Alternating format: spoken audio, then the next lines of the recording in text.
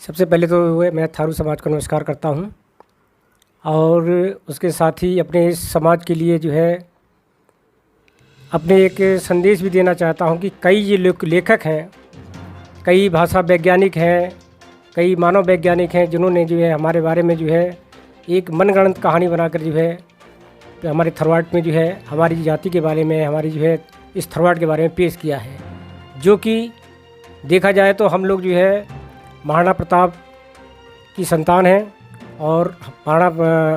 प्रताप जी हमारे वंशज हैं, उनके हम वंशज हैं और उनके ही द्वारा जो है हमारे इस राणा समाज का जो है एक इतना बड़ा विस्तार हुआ है। क्योंकि हमारे जो महाराणा प्रताप के जो वंशज थे, मुगल आक्रांताओं से जो है काफ़ी मुठभेड़ होने के साथ साथ जो है जब देखा जा रहा था कि काफ़ी परेशानियों में बीत रही थी और सारे सैनिक मारे जा रहे थे, तो कुछ समाज के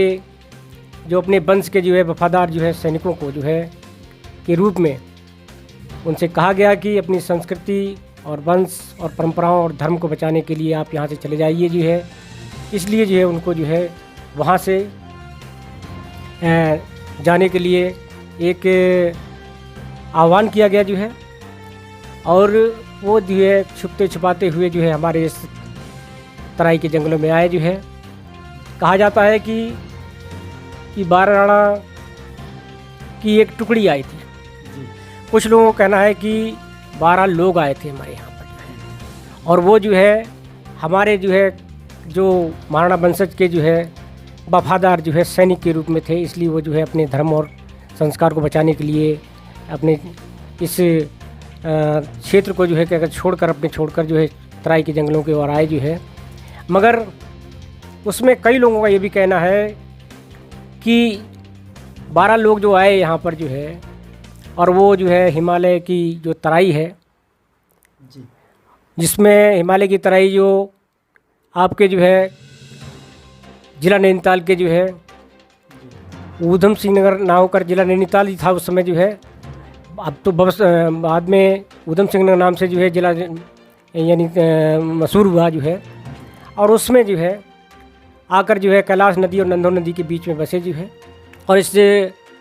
घनी आबादी को जो घनी जंगल की आबादी को जो है आबाद किया यहाँ पर जो है। और कई जो है मायनों में जो है इसको जो है अपने हिसाब से जो है यहाँ पर मेहनत करके जो है और अपना जीवन यापन कर रहे थे जो है। मंगोल जाति की जब बात आती है तो पहले कहा जाता है कि जो महात्मा बुद्ध थे, बुद्ध के द्वारा जो है कई जो है अपने जो है जो बौद्ध धर्म का प्रचार करने के लिए जो है चीन की तरफ भी गए जो है। और कुछ लोग जब चीन की तरफ गए तो चीन में ही कुछ रह गए जो है। कुछ चीन के जो है अपना प्रचार करके बौद्ध धर्म को प्रचार करके आए।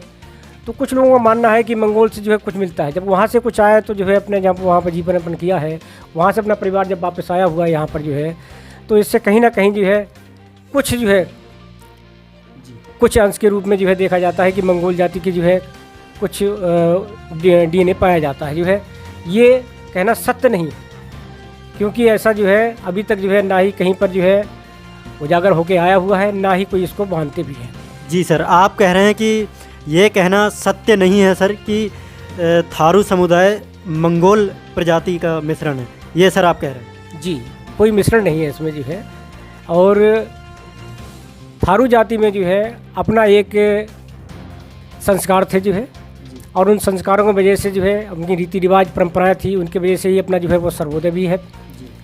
और इसलिए और इसमें ये भी कहा जाता है कि थारू जाति की उत्पत्ति के बारे में जो है कि थारू जाति में जाति की उत्पत्ति कैसे हुई जो है।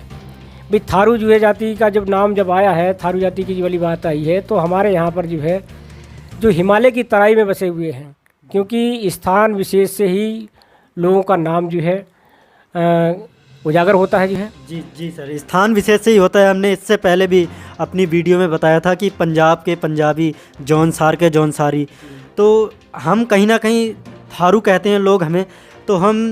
हमारा इतिहास जो है राजस्थान के थार मरुस्थल से होना चाहिए। तो इस पर कोई प्रमाणिक जानकारी या प्रमाणिक पुस्तक नहीं है, इस विषय पर आप क्या कहेंगे सर? इसमें ये कहना चाहूँगा, वैसे हमको थार मरुस्थल से जोड़ के देखते हैं लोग थारू जाति को जो है, मगर जो है खासकर हमारा ये मानना है, मेरे अपने बुजुर्गों का जो है कई लोगों के साथ मेरा बैठना, बहुत बुजुर्ग थे जो है लोगों के साथ में तो उनका कहना ये था कि हम लोग तराई में बसे, तो तारू के नजर, यानी कि तराई के बसने से तारू, तो तारू के कहने का मतलब जो है तराई में बसने के बाद में जो है अंग्रेज़ों का जो है, अंग्रेज जो है अपने हिसाब से अलग ही बोलते हैं, जो है कहने का मतलब। जी जी, तराई में बसने के कारण सर हमें थारू कहा गया। जी जी, तराई में बसने के तारू की जो है से उन्होंने जो है उसको जो है बाद में जो है थारू कहा गया, जो है ये चीज़ है। तो उसकी वजह से हमारा जो है जो मानना है, जो लोग कहते हैं कि थार के मस्त से जोड़ के देखते हैं, कहीं और जोड़ के देखते हैं, कुछ लोग दारू से जोड़ के देखते हैं, कुछ लोग और अन्य अन्य चीज़ों से करके देखते हैं, जबकि ये ऐसा कतई नहीं है, मेरा कतई मानना नहीं है जो है, क्योंकि हम लोग जो है हिमालय की तराई में बसे, इसलिए क्योंकि बसने से तारू को तो थारू कहा गया, जो है उसी थारू जाति के नाम से हम मशहूर भी हैं। जी सर, आपकी समिति है 12 राणा समिति जी, तो थारू इतिहास की कड़ियाँ अधूरी हैं, इस पर आप क्या काम कर रहे हैं सर? इतिहास के लिए, सही इतिहास ढूंढने के लिए आपका क्या प्रयास है सर? आपकी समिति के क्या प्रयास हैं? इसमें मैं कहना चाहूँगा, मैं अपने जो है 12 राणा स्मारक समिति के उपाध्यक्ष होने के नाते जो है, क्योंकि अभी तक जो है हमारे थारूआर्ट का जो है, अपने थारू जाति का कोई इतिहास नहीं था जो है, और ना ही है, क्योंकि जिन लेखों ने जो है अपने जो है लेख में जो लिखा हुआ है, कई लेखों ने अपनी किताब में लिखा हुआ है जो बिल्कुल मनगढ़ंत है, और जो हमारी जाति से अनभिज्ञ है, उन लोगों ने जो है इसकी जाति में जो है हमारी जाति के बारे में इसका लिखा है, सारांश लिखा है, और उसको मैं नहीं मानता, क्योंकि हम लोग जो है महाराणा प्रताप की संतान हैं जो है, और हम 15वीं-16वीं शताब्दी में यहाँ पर आए जो है, यानी कि हिमालय की तराई में जो है कैलाश नदी और नंदन नदी के बीच में बसे, क्योंकि जब कई आबादी अगर में बसती है तो उसको पानी का अवश्य सहारा होना चाहिए, बिना पानी के लिए गुजारा नहीं होता, इसलिए वहाँ पर बसने के दोनों नदियों के बीच में बसकर जो है यहाँ पर जो है हाड़ तोड़ मेहनत करने के बाद में यहाँ रहे, तो वो जो हमारी एक जन्मस्थली मानी जाए। हम, मेरे लिए जन्मस्थली है, कहने का मतलब जो है, वैसे तो सभी के लिए जन्मस्थली है जो है, तो वहाँ पर जो है उस जन्मस्थली को आज तक जो है हमारे थारू जनजाति के लोग जो है अपने क्षेत्र में जो है या अपने इतिहास के लिए जो है कुछ नहीं कर पाए, मगर ये हमारे जो है तत्कालीन मुख्यमंत्री जी अपने भुवन चंद्र कंडूरी जी ने जो है 3 एकड़ भूमि दी हमको जो है, और उस भूमि देकर जो है इस थारू इतिहास को जो है बनाने के लिए, और थारू इतिहास की ये थारू जनजाति की जन्मस्थली बनाने के लिए जो है उन्होंने जो है एक अपनी भूमि हमें दान में दी, और उसमें 12 राणा स्मारक समिति जो है हमारी जो है काम कर रही है। और वहाँ पर हम लोगों ने सबसे पहले ये काम किया है कि एक तीर्थ के रूप में जो वहाँ पर जो है देखा जा रहा है जो है, क्योंकि तभी हमने एक उसमें नारा भी दिया है अपना, एक वो भी है कि सारे तीर्थ बार बार जो है जरूर होते हैं जो है, मगर हमने अभी अपना नारा ये दे रखा है कि सारे तीर्थ एक बार जो है, 12 राणा बार बार, क्योंकि वो जन्मस्थली है, क्योंकि हमारा इतिहास है। उसके बारे में आपको बताना चाहूँगा कि पहले हम लोगों से जो है हमारे जो है, जब हम अपने दादाजी से पूछते थे कि महाराणा प्रताप कैसे थे, तो उसका कोई बखान नहीं कर पाता था कैसे थे, उसका कोई रूप नहीं दिखता था, किताबों में हम पढ़ लेते थे, देख लेते थे, वही था जो है। लेकिन आज हम लोग वास्तविक रूप से दिखाना चाहते हैं, जब हम कुछ हमसे कोई पूछता है, हमारे नाती पूछते हैं या हमारे भतीजा पूछता है कि 12 राणा कैसे थे, तो हम बताना चाहते हैं कि 12 राणा जी वहाँ जाकर देखिए, छिटकुल सितारगंज में जाकर देखिए, जो हमारी जन्मस्थली है, जहाँ से हम पैदा होकर जो है आज हमारा इतना बड़ा विस्तार हुआ है, और वहाँ पर महाराणा प्रताप को आप देख सकते हैं कि एक बहुत बड़ी जो है अष्टधातु की एक मूर्ति बनवा के लगाई गई है, जो हमारे थारू जनजाति के लिए गौरव का या इतिहास में एक गौरवान्वित भी करती है। दूसरी चीज़ उसमें मैं और बताना चाहूँगा 12 राणा स्मारक का जो है, क्योंकि हमारा थारवाड़ जो है कई धर्मों की तरफ जा रहा था जो है जी, उन धर्मों की तरफ जाने के वजह से हमारे इस 12 राणा स्मारक समिति ने ये रखा कि कम से कम अपने इस जनजाति को जो है जो इतिहास है उसको जो है एक समग्र रूप से जो है विकसित करने के लिए, जिससे उसको देखकर जो है हमारी आने वाली पीढ़ी उसको ये है कि देखे कि अपने को गौरवान्वित महसूस करे, इसलिए हमने महाराणा प्रताप की वहाँ पर अष्टधातु की मूर्ति बनवाई है, वो लगा रखी है, वो भी एक गौरव का विषय है। दूसरा, हम लोगों ने उसमें एक अपने जो गरीब छात्र हैं, जिनके माँ बाप नहीं होते हैं, जिनके पास कुछ नहीं होता, उनको जो है हमने बताया है, वहाँ पर बना रखा छात्रावास, तो 12 राणा स्मारक समिति छात्रावास है। वहाँ पर जो है आजकल 50 बच्चे वहाँ पर जो है जीवन यापन कर रहे हैं उसके लिए, और शिक्षा अध्ययन कर रहे हैं। उसमें भी और मैं बताना चाहूँगा कि उसमें जो काम चल रहा है वो भी सिर्फ अपने जो है जनजाति के विकास के लिए जो है दूसरा हमने एक वहाँ पर गौशाला का निर्माण कराया है, जिससे कि अपने इस जनजाति के विकास के लिए वहाँ पर जो है अपने जो आजकल जैविक खादें बनाई जा रही हैं, गोबर के द्वारा जो है, केंचुए की खाद के द्वारा जो है उसका एक प्रोजेक्ट हम लगा रहे हैं, उसमें बना रहे हैं, उससे जो है उससे जैविक खाद बना रहे हो सर आप वहाँ पे। और आगे उसमें हमने एक मंदिर का भी निर्माण कर रखा जो है, बालेश्वर मंदिर है जो है। मगर वो मंदिर में पहले एक मैं बताना चाहूँगा कि उसमें एक सत्यता थी कि जो भी वहाँ पर अगर कोई आता था वहाँ पर, तो अगर उस मंदिर के में जो है अगर वो मत्था नहीं टेकता था तो वो कभी जो है जीवन यापन में इतना सुखी नहीं रह सकता था जो है। इसलिए जो है वहाँ पर वो मंदिर है, उसी गर्भगृह पर बहुत बड़ा मंदिर बना रखा जो है। अपनी संस्कृति को जो बचाने के लिए उसमें भी हमारा एक प्रकल्प चल रहा है बारहवाना स्मारक की तरफ से जो है, क्योंकि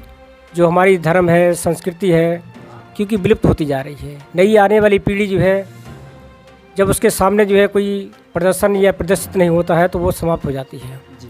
इसलिए जो है हम लोगों ने क्या किया है कि अपने बारहवाना स्मारक में उस धरोहर को संजो के रखने के लिए एक अपना संग्रहालय बनाया है, जिस संग्रहालय में जो है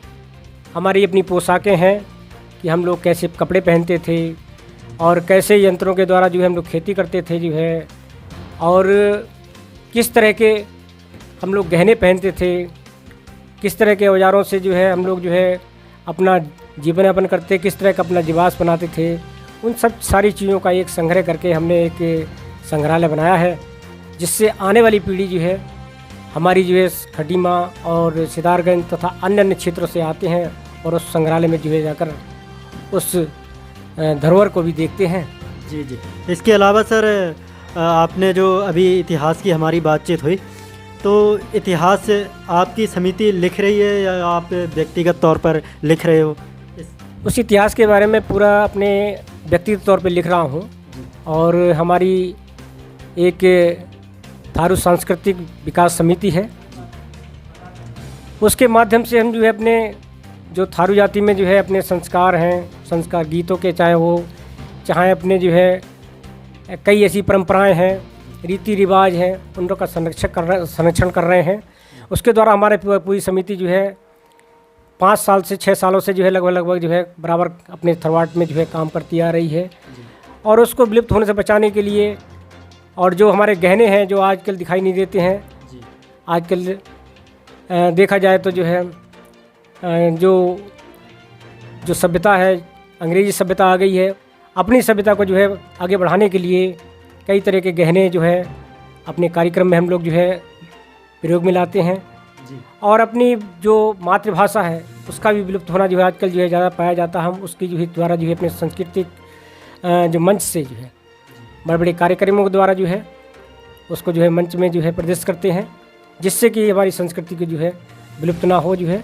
और अपने संस्कार अपने इस थरवाट में जो है आने वाली पीढ़ी को एक संदेश भी जाए जो है कि इन संस्कारों के द्वारा कि हमारे इस थरवाट का जो है जो संस्कार हैं वो जो है जीवित रहे। जी सर। सर जो आप इतिहास की पुस्तक लिख रहे हैं वो आने वाले दिनों में कब तक प्रकाशित हो जाएगी पुस्तक? वैसे मेरा प्रयास जल्दी में है, थोड़ा और रह गया उसमें लिखने के लिए, बाकी पूरा लिख रखा मैंने जो है। चाहे वो उसमें मैंने थोड़ा टॉपिक बता दूं, उसमें थी पहले तो इसमें है कि संक्षिप्त परिचय दे रखा उसमें जो है, फिर थारू जाति की उत्पत्ति, वही थारू जाति के नाम से क्या उत्पत्ति हुई थी जो है, पोशाक क्या करती थी, खान पान क्या था, गहने क्या पहनते थे जो है, चिकित्सा किस प्रकार की थी, कृषि पशुपालन किस बात का था जो है, कलात्मक जीवन कैसा था, धार्मिक जीवन कैसा था,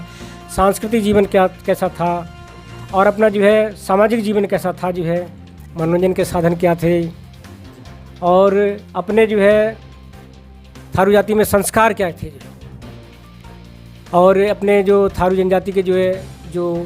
जन्म से लेकर मृत्यु तक जो है संस्कार होते थे उसके बारे में जो है, शादी विवाह के बारे में जो है इसका जो है मैंने उसको उस पर रखा हुआ है। और लगभग जो है